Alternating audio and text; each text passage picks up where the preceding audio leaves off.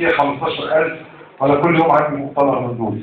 أنا لسه في محل فيه 15,000 وكنت في أكثر من محافظة. لكن الحقيقة اللقاءات الصغيرة دي بتكون مفيدة جدا لأنها بتجسد المعنى الذي نتحرك من أجله، وهو معنى الحوار المجتمعي. نحن نأتي إلى هنا كي نفتح حوارا مجتمعيا حول قضايا وأفكار ورؤى لإنقاذ مصر. أنا مش جاي أعرض برنامج انتخابي لاستعراض برنامج انتخابي أو عشان أقول لكم انتخبوا أي ممنوع.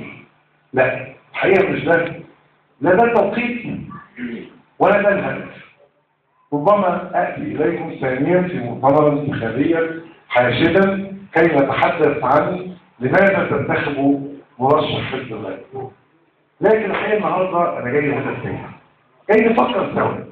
لذلك أنا يعني إذا سمحوا لي بتخصيص ساعة لكلمتي فأنا بستخدمكم التخصيص على الأقل وقت مماثل للأسئلة اللي انتم هتطرحوها، اللي هي جزء من أفكاركم وهي جزء من هذا الحوار الذي نسعى فيه.